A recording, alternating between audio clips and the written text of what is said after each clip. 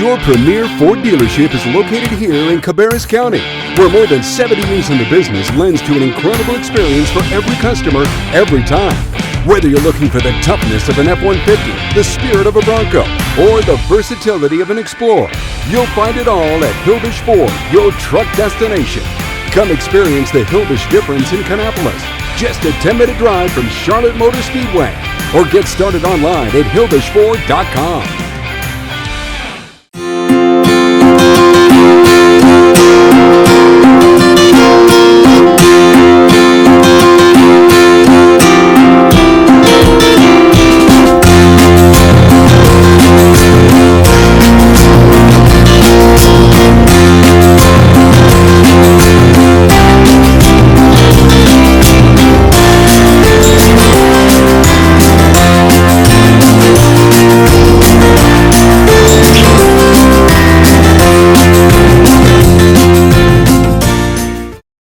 Well, Mr. Dayvault, here we are, another series, another episode of our Mill People series, back here at the historic, beautiful Dayvault's Dyno. Got Mr. Chuck Irvin with us, kicking off the new year, 2026, season 3 of our KTown Connection podcast. But here we are, we're going to do another Mill People episode. We've had such amazing feedback from our community, and this is our opportunity to find someone that just means a lot to the town, the history, that their story is woven into the fabric of Kannapolis, and we're going to tell their story. So Ryan, as always, I'm going to give you the honors to give the glowing introduction of this young man, because I feel you could almost read a resume of how important he is to Kannapolis. He definitely is that, and he comes highly recommended by numerous people as we've kind of developed this Mill People series.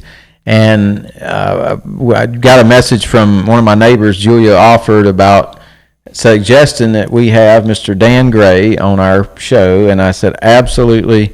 And within a matter of about 8 hours, we had him talked into coming on. So I'm very blessed that he was willing to do it. But Mr. Dan Gray, he was a employee of the Cannon organization, and he's going to tell us all about that as we have our discussion. But welcome to the show.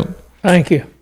So if you can talk a little bit first about who you are, your family, growing up here, your brothers, anything you want to discuss about that, and then we'll just go from there. All right. Well, I'll just kind of start.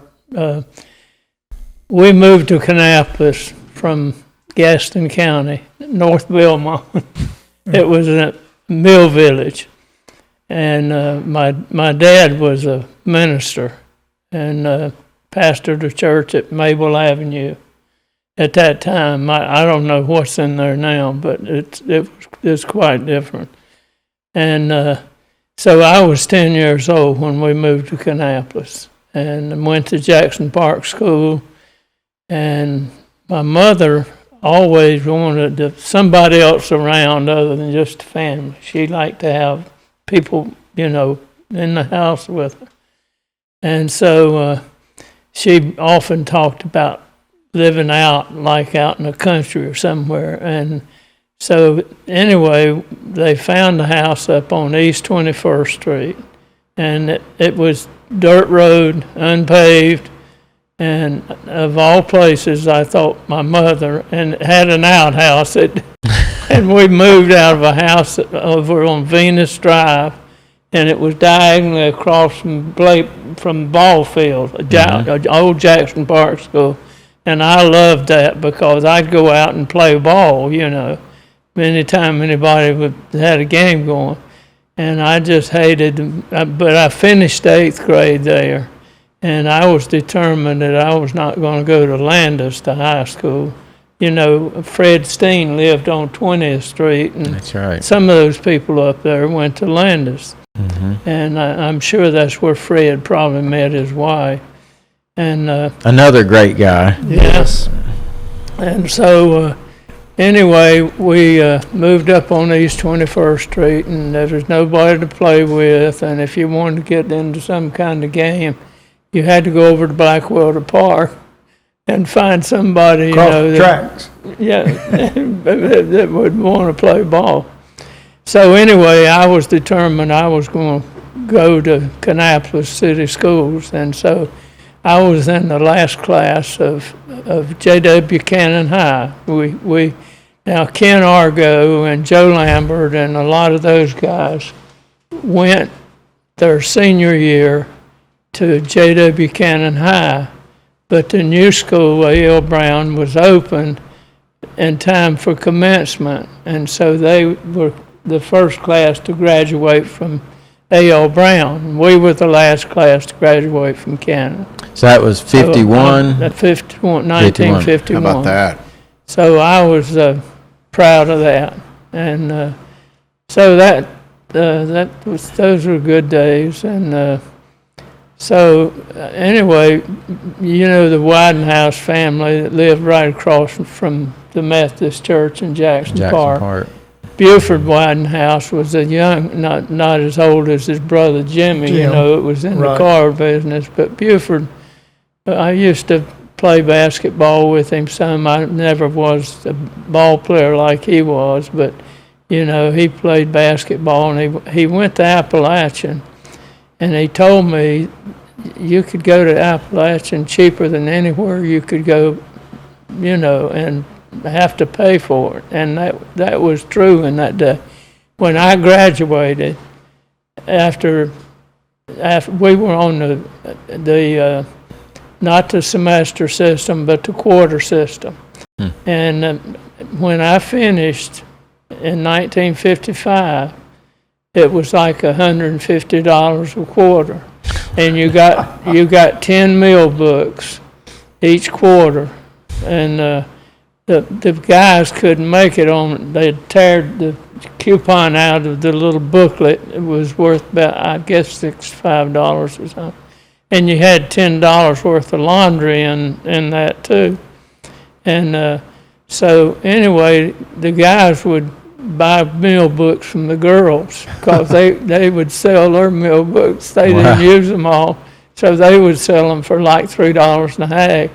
So we kind of latched on to that. How about and that? That helped. But, That extra food. But Buford Widenhouse convinced me I ought to go to Appalachian, and I never thought my family didn't have any money, and I knew they couldn't afford to send me, but I remember on several occasions I was about to run out of meal money, and I'd back then we didn't have cell phones or anything, so I don't know how I'd contact my mother. I'd probably write her a note or something and say, I'm running out of meal money and I need $5 or something. Wow. So it was kind of tough at times. So anyway, Buford, and one of my best friends in high school was Jerry Holler. You remember Jerry Holler? They lived down on Oak Street, right near the mill. No, I don't remember. Well, Jerry. Jerry was older. He had a younger brother named Kenneth Holler. No, I remember that name. Well, Jerry was older than Kenneth and was in my class, and he played on the basketball team. And one of his big problems was his double dribbling, you know. And he wanted to go to Appalachian, and Buford talked him into it, and he went up there, and he was going to try out for the basketball team, and so he went one quarter, and we used to have chapel every morning, and the old dean would get up and conduct the chapel service, and they checked you out, you know, to see if you were present. And I remember he constantly was calling Jerry Holler, report to the dean's office, and Jerry Holler was over in the dorm asleep. Go to get rough time. And he eventually left school, and I think he had his daddy's old Chevrolet, and I think he took it to Greensboro and got a job or something. How about that? And so he kind of let me down. I moved out one time into a professor's. He had a house for his elderly mother, and there was a guy that worked in a restaurant there in Boone, and he lived up there, and then I guess he graduated and left, and so I had the professor for history my freshman year. And so somehow or another, it worked out that I ended up, and Jerry Holler was supposed to go with me, and Jerry never did go.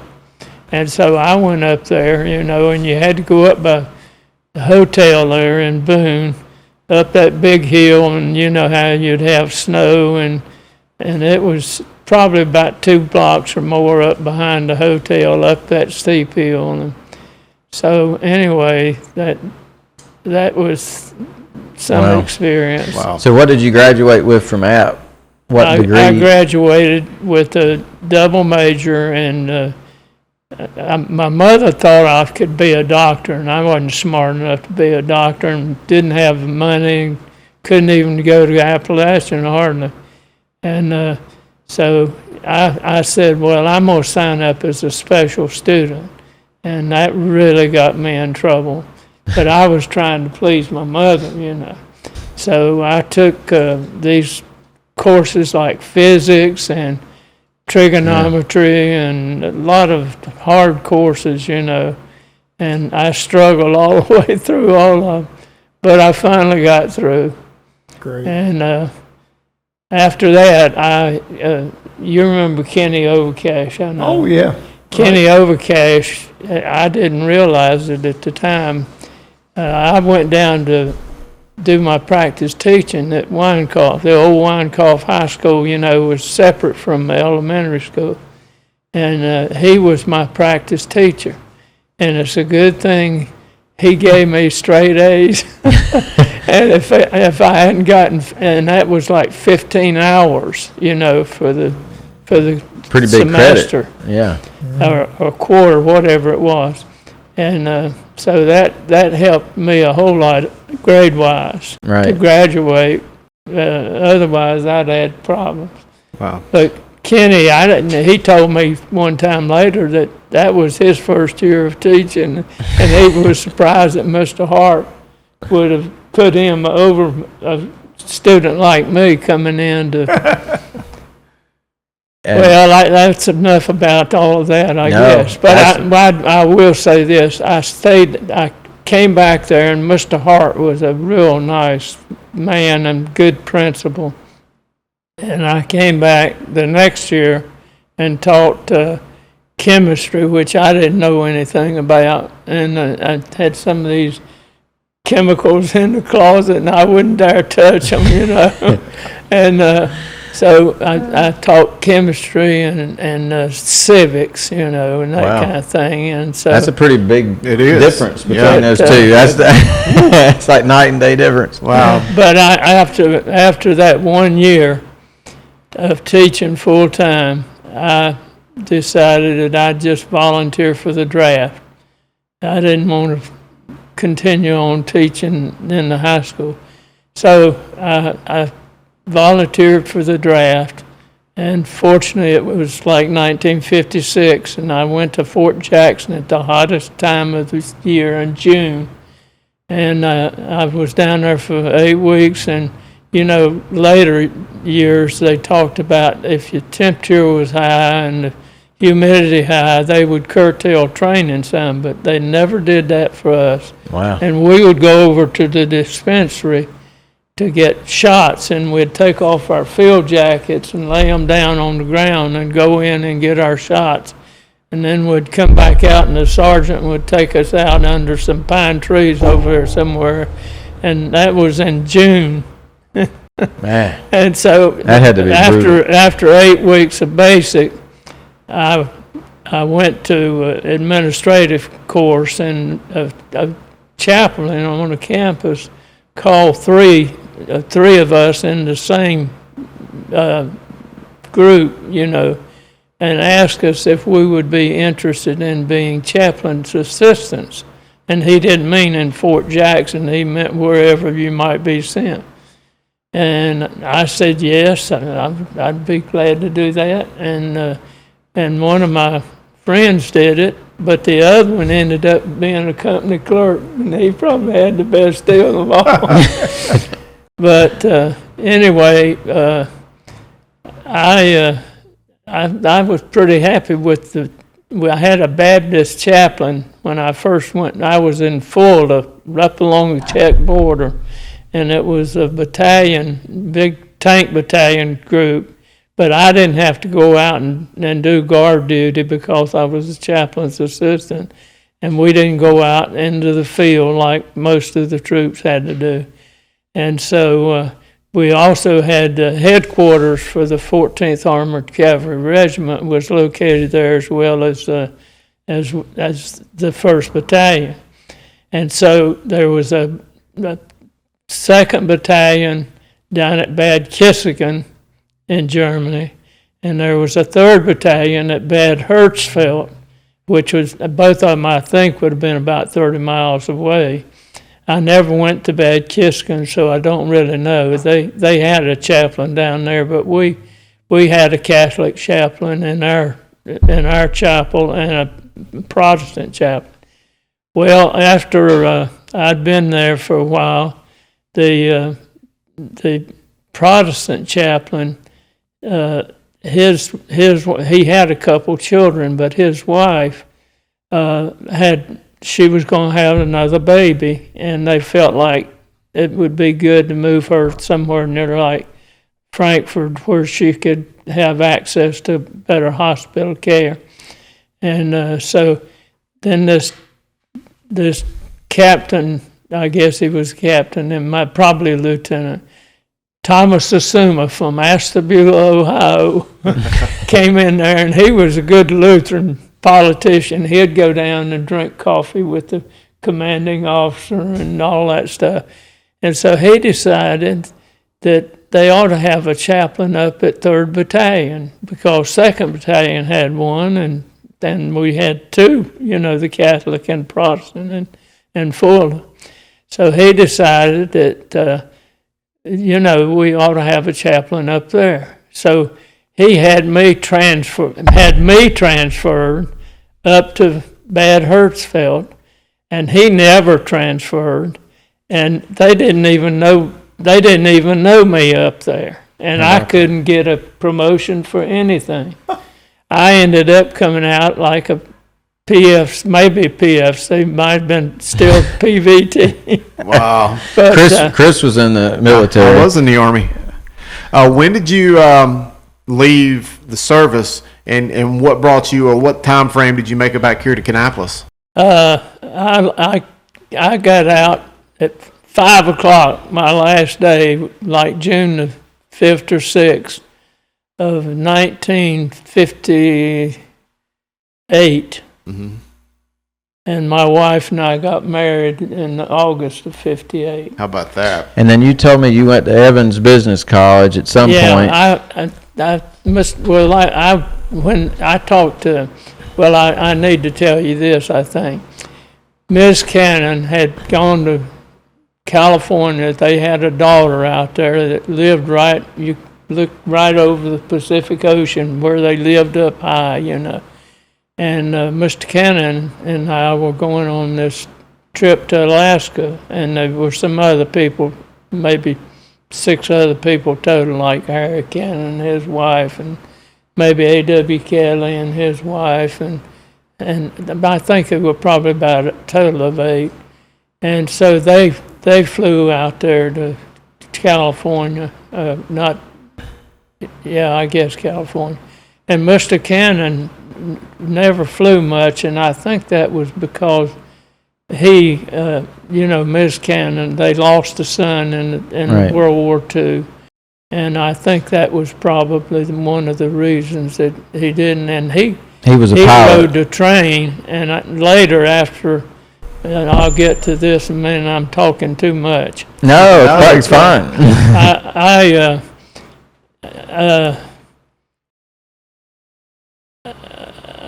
I guess what I was going to say was that I talked to Harry, Mr. Cannon.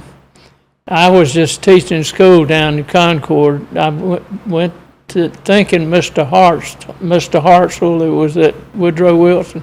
I thought he was the principal at Concord High School. I should have known better because Mr. Ralph Glenn had been there probably 25 years. And so I went into the office after I'd come out of service, and I said, I wanted to speak to Mr. Hartzell and see if I could get a job teaching 8th grade math and science. I thought I could do that.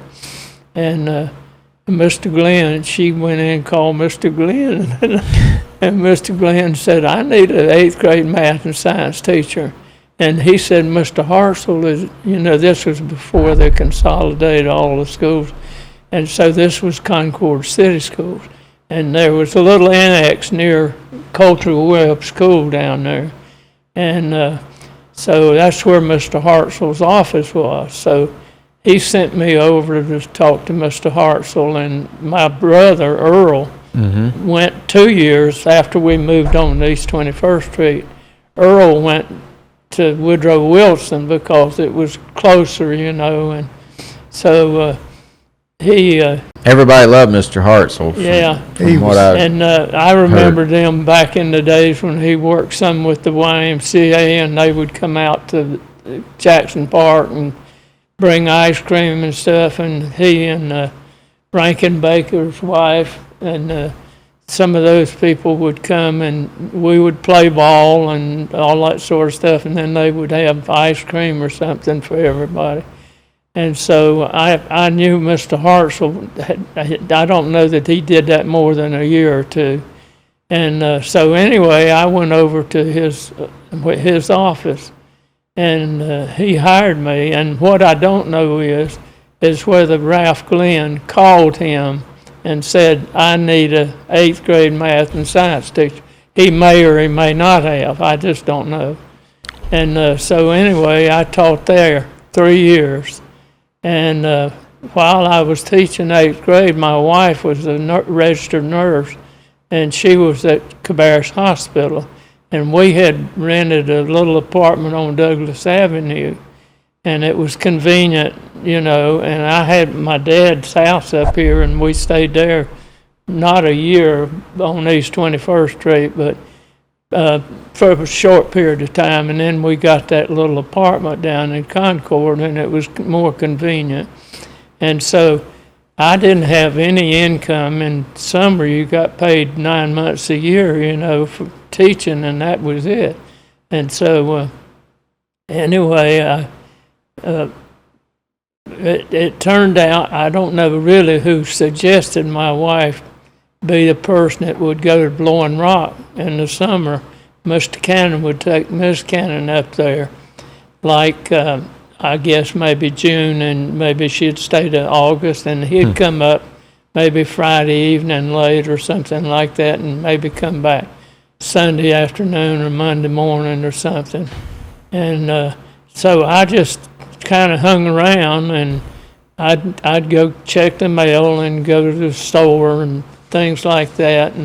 And what used to be embarrassing to me, Chuck, was I'd go over to Boone, and I would be chauffeuring 3 black women in a car, and I was a graduate of Appalachian, and I thought, well, if any of my classmates see me, they're going to say, well, Dan, he's really gone up in this world. Got 3 women. So anyway, that really helped us a great deal, and Mr. Cannon was so nice. He invited Dr. Lyles and Harriet Francis Cannon and Dr. Lyles and his wife and other people, friends, and he would invite, and he always had Myra and me.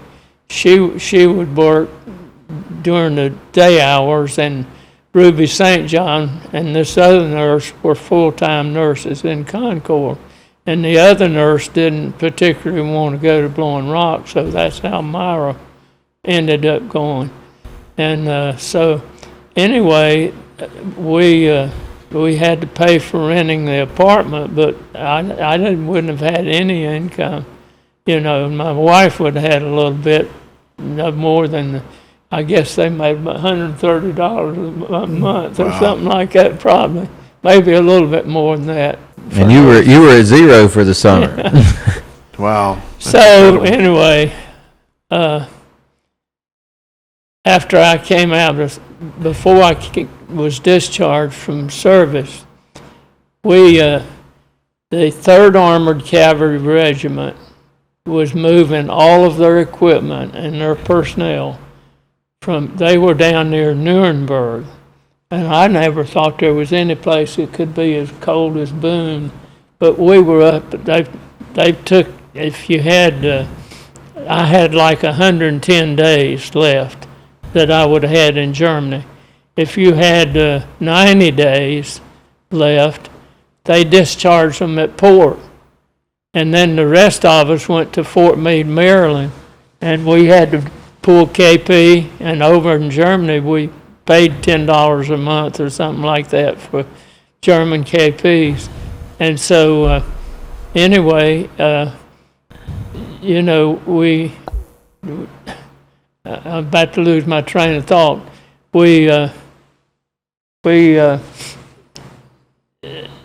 I don't know, but it just really worked out nicely. And Harry Cannon was up there, and we were sitting there out looking toward the rock because their house, it was a house that Mr. Cannon's father had built, I think, J.W. Cannon.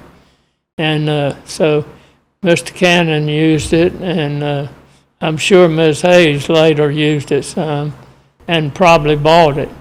And so there was a house next to it owned by Knox sisters, they called them. They were from Salisbury.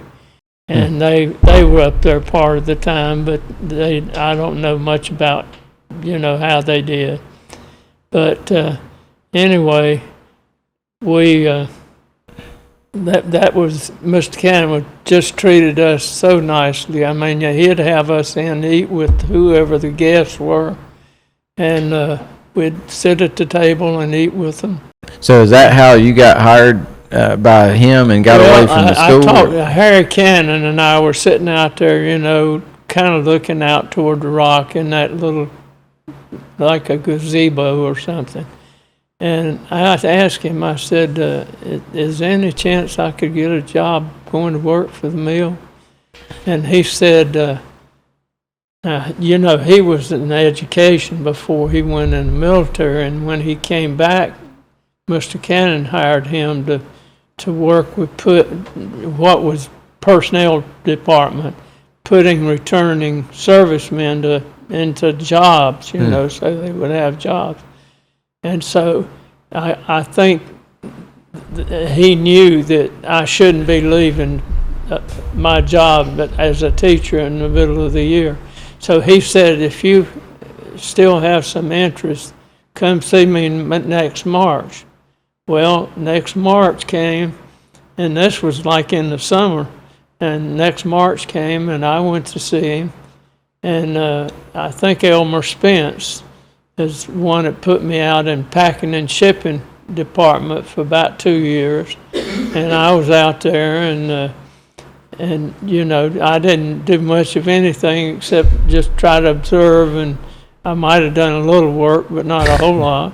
And then after about 2 years, they moved me into the main office under Joe Ridenauer, who was in charge of towel development at that time.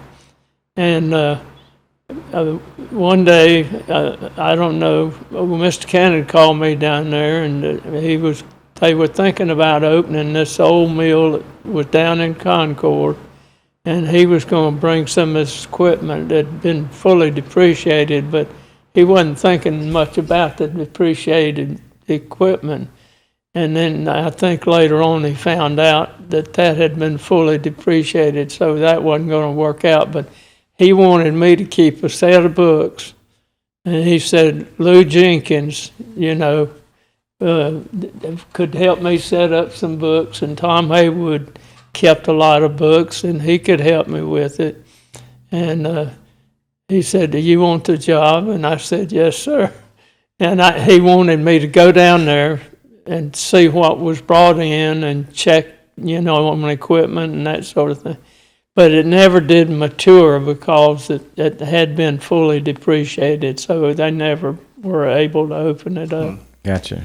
And so I guess and then later Mr. Cannon moved me down to work with Tom Haywood, who had replaced Tom Ross. Tom Ross had been Mr. Cannon's secretary, and he was moved down to Cabarrus Bank and made president of the bank. And then later he was named president of the foundation. Wow. And Tom Ross. so, yeah. And so when we were up at the mill, I thought we'd probably, when the mill was sold to David Murdoch for $44 a share when the market was $22. And everybody that had trust, or like the foundation and like people that owned a lot of shares of the stock, that would have created a real havoc if they had not sold it at $44 when it was on the market for $22. But he paid $44 a share for that stock, and so the bank sold its stock from trust that they had, and Cannon Foundation sold its stock, and I don't know who else, the individuals that had stock sold, and so that I don't know, that was a good time for me, and Mr. Cannon moved me down to work with Tom, and I didn't know terminology or anything, so that's when I got involved in Evans Business College down in Concord. I thought, well, I got to go take some courses so I'll understand something. Mm-hmm. And Tom was behind in bookkeeping. We had the Cannon Foundation had all of Mr. Cannon's books and Ms. Cannon's books, and we kept some books on Ms. Hayes, like maybe a stock and bond ledger. And so we had central distributing, and might have been some other things like that. And Tom couldn't keep up with it. He always had to get some of the auditors to help him catch up so they could audit. But anyway, that was sort of the beginning of my traveling with Mr. Cannon. Harry Cannon had a two-price cotton. You remember hearing about two-price cotton. And they were trying, Mr. Cannon was spending a lot of time going to Washington, talking to people there, and then one time he took me with him into Wilbur Mills. You remember the name Wilbur Mills office, and so I had a lot of interesting time. But Harry Cannon, I'm sure, had probably traveled with Mr. Cannon with that two-price cotton, and Mr. Cannon was senior director of New York Life as far as years of service, not age-wise, but years of service. And I think he enjoyed that very much. We would get on the train down in Concord. The train was stopping there in Concord, and he'd have one of his guys that drove him around and take us down to the station, and we'd catch the train.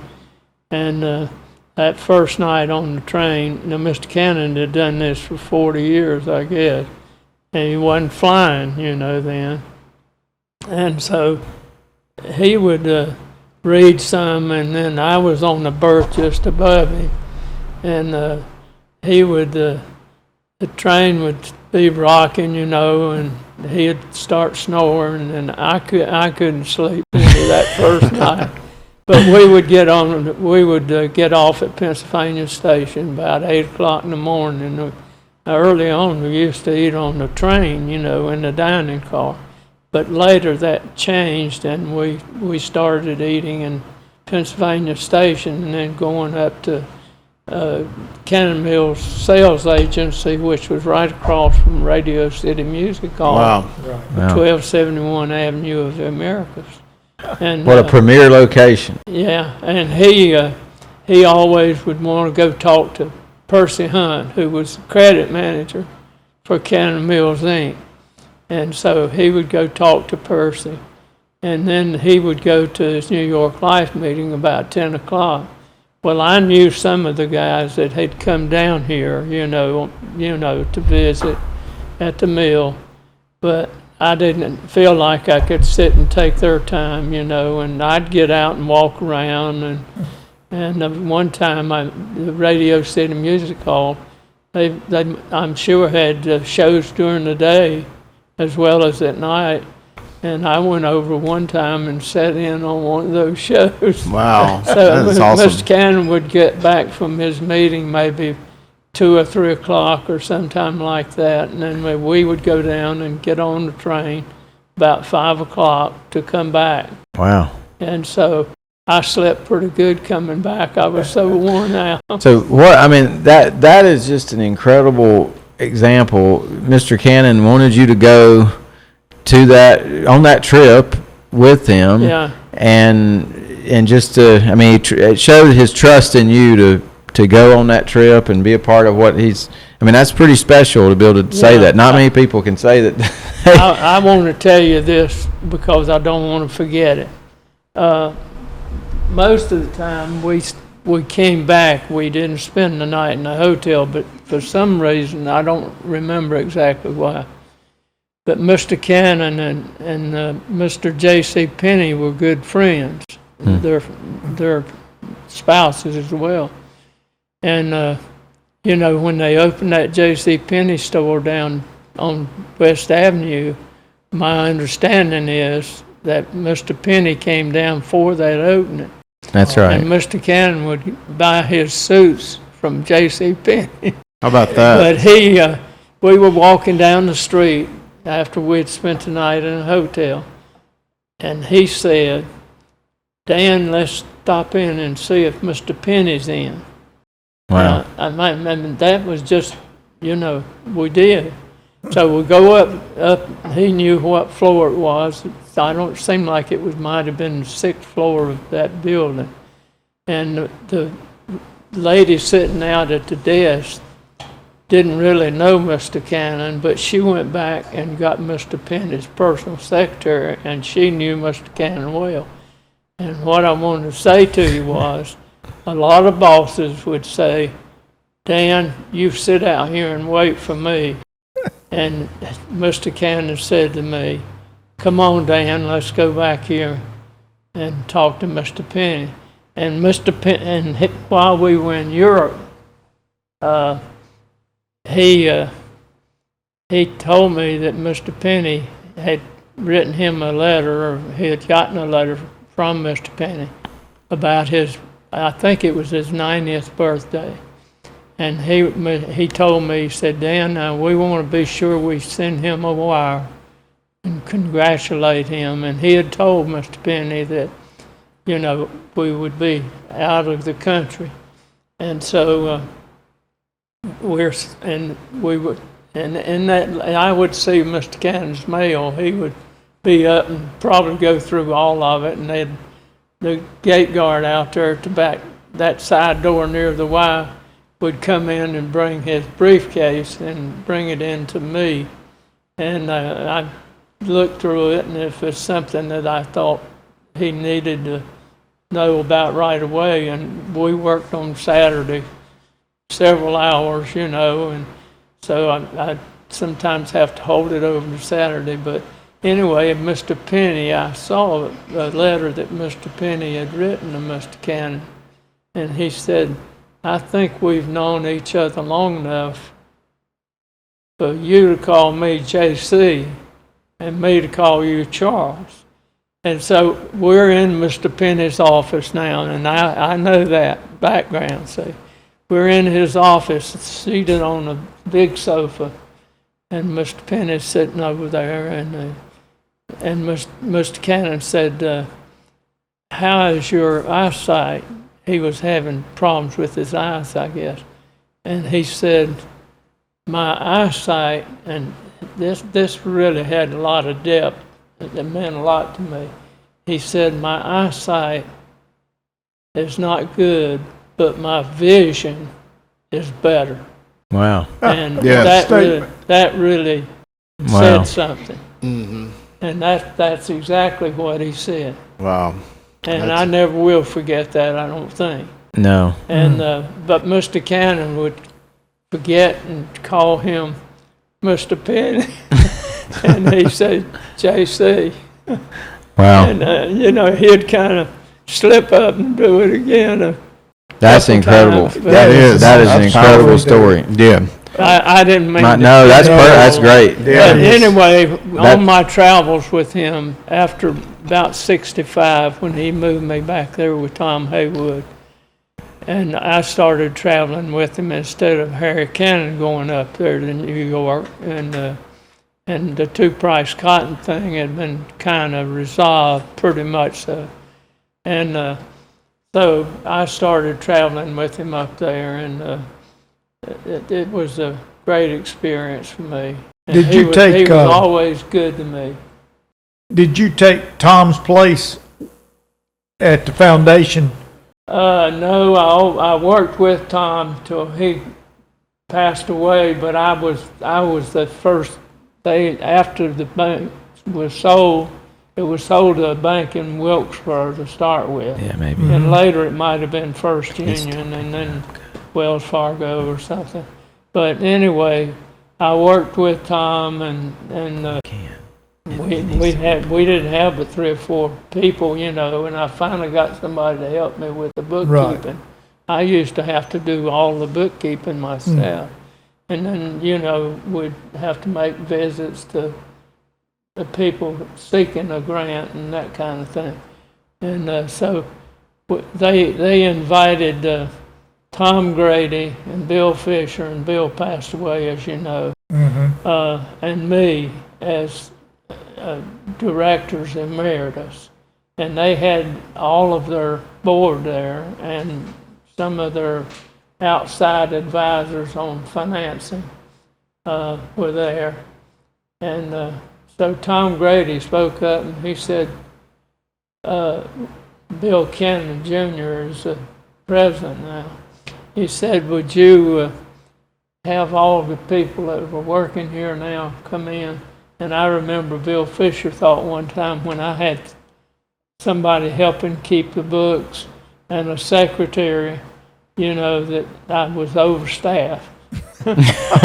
So when Tom Grady called Bill Cannon, said, could you bring all of your people in and just let us see who all you have on the staff? And I don't know how many there were, but they were all lined up. There must have been at least 10 or 12 of them that are working there now in different capacities. But anyway, I guess I've said more than I should have. No, it's been great. We're going to take a quick break. We're going to readjust the microphone, and then we'll be right back. Your premier Ford dealership is located here in Cabarrus County, where more than 70 years in the business lends to an incredible experience for every customer, every time. Whether you're looking for the toughness of an F-150, the spirit of a Bronco, or the versatility of an Explorer, you'll find it all at Hughes Ford, your truck destination. Come experience the Hughes difference in Kannapolis, just a 10-minute drive from Charlotte Motor Speedway, or get started online at HughesFord.com. All right, guys, welcome back here. Another episode of the Mill People KTown Connection. Mr. Dan Gray, it's been a phenomenal journey through your life thus far, learning of your experiences through Appalachian, through the military, and some of these stories about Charlie Cannon is just unbelievable, and just some insight that only someone of yourself who was like right there beside him could provide. So, these stories mean a ton to me, this town, just great to hear it. I know you've got more to talk about, and I want to let these guys get in there too, but just tell us something about Mr. Cannon, maybe just how it was, some personal interactions, the kind of guy, the godfather and, the father, I guess, of this town and what he means to the creation of Kannapolis, but more just maybe some stories of him, the man, and, what it was like just to have that intimate relationship side by side with him, because this is just incredible stories. Well, let me tell you about this. There's one thing. His sister, Adley Cannon Blair, she was married to Mr. Douglas, her first marriage, and I think I don't know for sure, don't hold me to this, but I think he had been commissioner of internal revenue. And they lived in the Mayflower Hotel, which a lot of people like congressmen or whoever, if they could get in that motel, they liked the Mayflower Hotel. But Ms. Blair lived up there, and she had a big apartment. And of course, they would like to have had those apartment had been there for no telling how many years since Mr. Douglas probably secured it in the beginning. And so anyway, Mr. Cannon saw that she had nurses from here up there with her all the time. And so he wanted to get her back down here if he could. And I think she was about 90 then. And so anyway, he finally convinced her to move out of Mayflower and move down to, they got a house or something fairly close to the hospital. And she would have had nurses down here like he had gotten and sent up there from here. And so anyway, Mr. Cannon wanted to take her on a cruise. And I was fortunate. I'll just tell you this. The first trip I took with him was to Alaska. I mentioned this, Mr. Cannon had a daughter that lived out on the Pacific, really. And they drove us into, I guess it was San Francisco, so we could get aboard on the ship going to Alaska.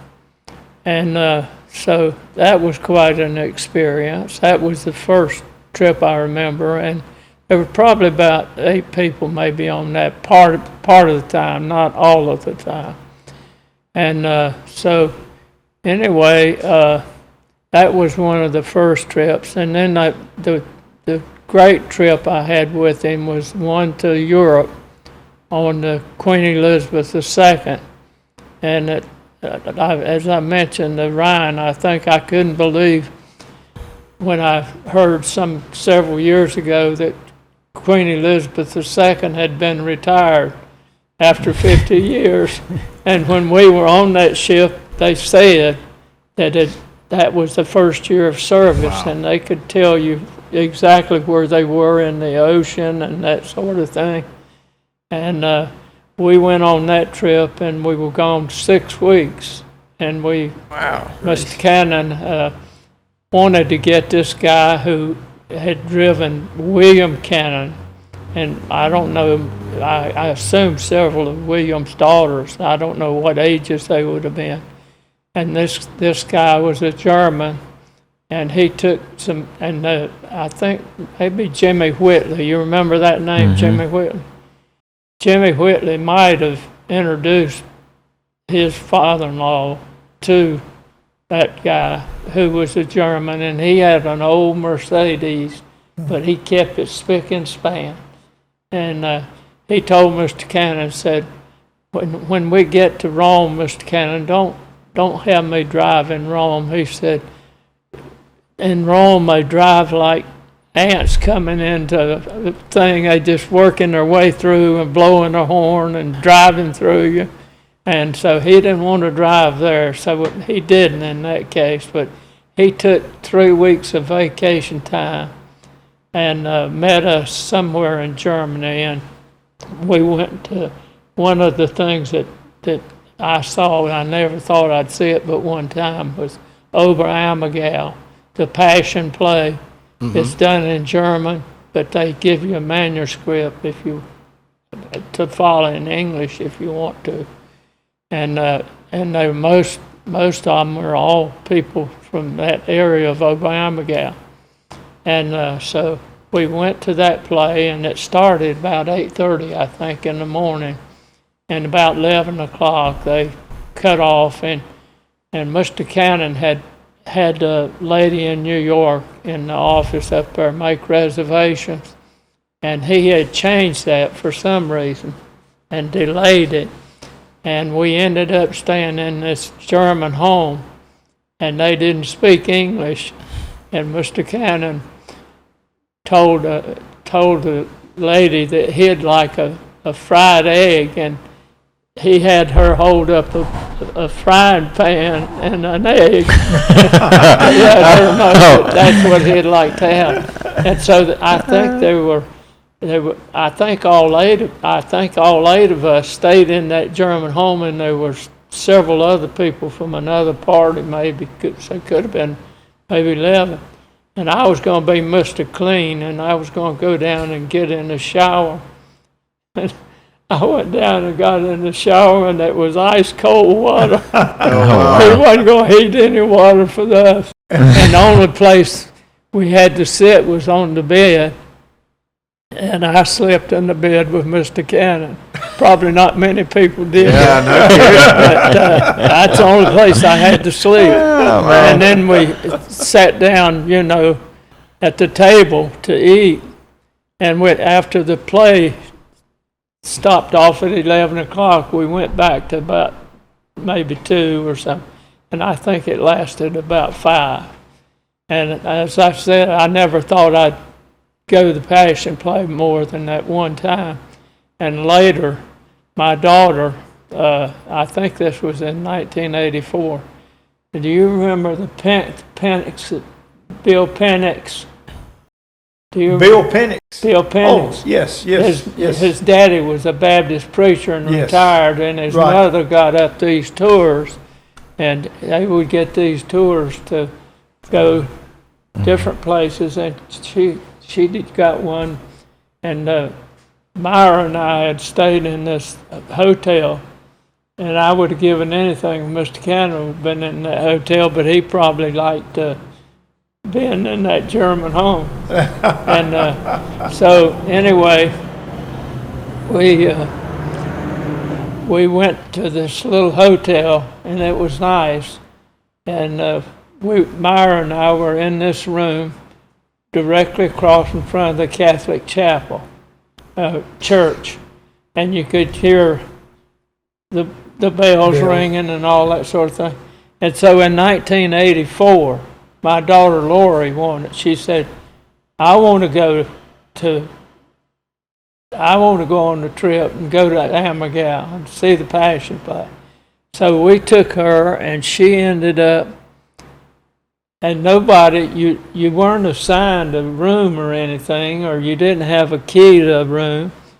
And we ended up with our daughter being in the same room, which was unbelievable, that Myra and I had stayed in. No way. Across from the church at the previous time. Wow. How about that? And then later, my 2 boys wanted to go to Obamagal.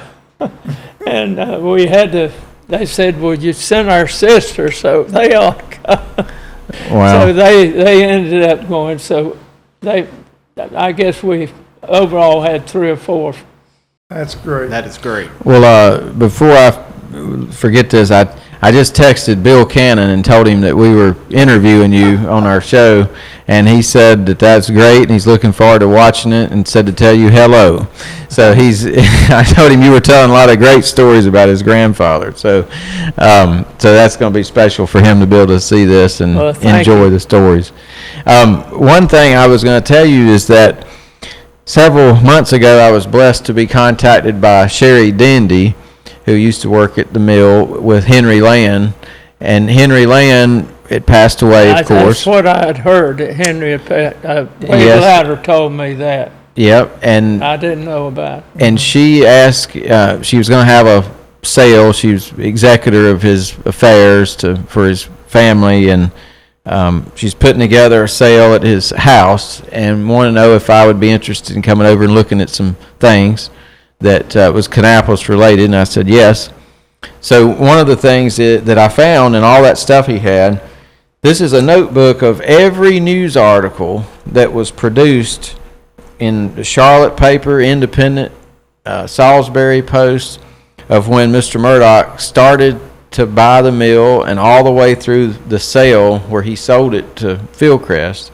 But but in preparation of you coming today, I went back in that room where I had this book and pulled it out, and the very first article from January of 1982 is when the announcement was made that Mr. Murdoch was looking at buying the mill, and I looked down, and it talks about the trustees of the company and who was running the company and everything, and then it references George Batten, Otto Stoltz are also two of the 8 directors of the Cannon Foundation that controlled, as of April 1981, more than 800,000 shares of Cannon stock. Other directors include Charles Cannon's son and daughter, William Cannon and Miriam Cannon Hayes, William Fisher, which you were mentioning earlier, a Cannon vice president, Tom Ross, chairman of the Cabarrus Bank and Trust and a Cannon director, and Tom Haywood and Dan Gray, employees of the bank and the foundation.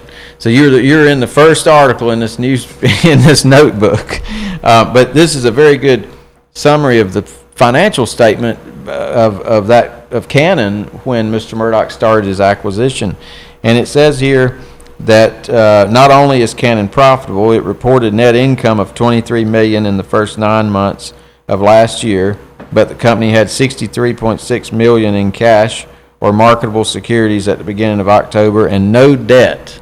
No debt. Incredible.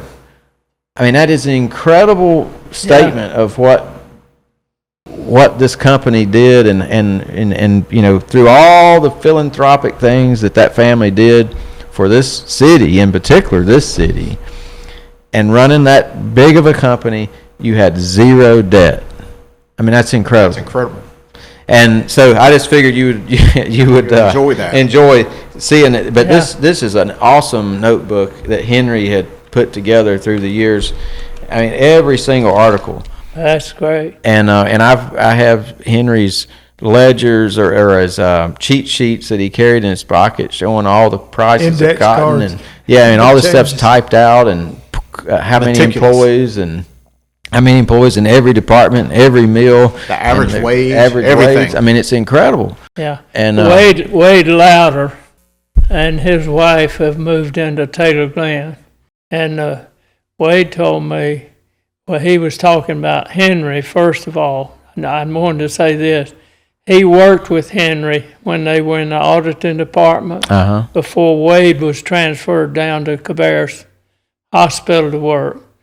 And he said Henry Land was smart as he could be. Oh yeah. And incredible. So anyway, he told me about Henry's passing. Well, Henry was a great guy. And He was. He was in the military with my dad. He done my taxes for, Right. I don't know how long. When I was 16, he started doing my taxes, and I'd get my tax returns back in pencil. Wow. Well, I was very thankful to get this stuff because of how meticulous Henry was, and of course this notebook is an incredible resource for the history of the city in that era. There was something that you had just said that triggered a question, and now I've lost it. I've lost it, but it may come back. It may come back.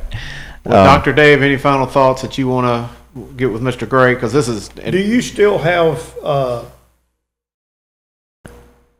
any connections to the foundation? Do you keep up with anything, or I don't you go just an to. emeritus? They normally have 4 meetings a year, Right. And they started maybe going east or west, depending on who we supported and contributed to, and they would maybe invite the head of that particular organization to free lunch or something like that. And after a while, I just, I worked as executive director. After the bank was sold, they named me the executive director of the foundation. And I was executive director until I was 67, and I felt like it was time for me to come off that, but I was also on the board of directors and stayed on there till I was 82. And I felt like, I've got to get off, and then I never knew of any change in the bylaws as long as I was associated with it. But after, and I don't know that my writing a letter of resignation had anything to do with it, but Bill Fisher was about a month younger than I am. And I don't know, I imagine that he had to come off like I did at age 80. And so they said that they changed the bylaws to that you could be on the board as a director, but at age 80, you would have to come off. Now, some of those guys are going to get to 80 before they know it. Well, that's an awesome foundation, and It is. I just can't say enough about that. And it is a gift, as old as it is, it still is giving today like never before. Yeah. Yeah, it's incredible. And I mean, it's helped all sorts of people and organizations across the whole state, and that's exactly what Mr. Cannon wanted it to be. And but you know, your stories about him taking you into Mr. Penny's office, and you know, just all that stuff really shows the kind of guy he was. And my mom's talked about when my granddaddy, her dad, was my granddaddy was Paul Chapman, and he had a little farm out in Enochville off Freeze Road, and they would do cookouts and, you know, burgers and hot dogs and stuff, and Mr. Cannon would come out there and you know, just get a burger or hot dog or whatever and hang out with them. And you know, kind of a lot of the people that were management of the mill, they would go out there, and she remembers that being a good time of you know, of her dad's life and of course her life. And you know, you just don't see people of his stature doing stuff like that with normal people anymore. And it was, that's what makes this a special place, of how it was founded by the people it was founded by, that has carried it through for so many years. And True. So, but we, you know, really do, and we're honored to have had you come up here tonight. And one thing I wanted to mention before you go is, you said you knew exactly where this building is. What kind of car did you have worked on in here? What did you used to drive back in those days? I don't know. It might have been an old Chevrolet or something like that. I wondered what it was. Usually if people have a connection to this building, Is Frank deceased now? He is. He passed away in 2017. So, and of course my dad was last year. So it's an honor to be able to do this in here and restore this building as a tribute to that whole era, and keep it in operation just as a place. Mighty nice. Well, thank you. All right. Any final thoughts for you, Chuck? Dan, thank you for coming today. Well, thank you. I enjoyed your stories tonight, but most of all, I've enjoyed your friendship, and you're just a model of what Cannon Mills stood for in their time. Thank you. Thank you very much. And Dan, I echo the same sentiments. And you know, you talked about your life growing up here, you know, becoming a teacher, and I felt like I was at school today learning from you things about this community that I never knew, and just such great stories that will now live on forever. And we just appreciate your time for coming here and spending it with us today. Well, I hope I haven't wasted your time. No, you have sir. not. No, It's been awesome. And Thank you, sir. Chuck, you told me after the funeral home Whitley's was sold that you were going to be working some for the city. That's right. Are you still doing that? I'm still doing that. Okay. Yes, sir. he's still. I thought maybe you might be full-time up here. We wish we could do this. We'll try to get him. He's still park rangering. He is park ranger. Dan, thank you so much. Thank you, Dan. Appreciate your Thank friendship. And thanks for, and if you know anybody that we should get on here, we know Ken Argo, he's on the list, he's going to do it. We just got to get him here to do it. But any other people that you may think of in your era of time and or whatever, you please let me know. Yes. Okay. All right, guys, another episode of The Mill People is in the books here at the KTown Connection. Again, thank you, Mr. Dan Gray. All the guys out there looking at it, please like, subscribe, all of our platforms for the KTown Connection on Facebook, Instagram, YouTube. Certainly helps us bring more of these great stories to you guys. But Mr. Gray, thank you again. And, Yes, sir. And that's a wrap. Let's do it. That's a wrap.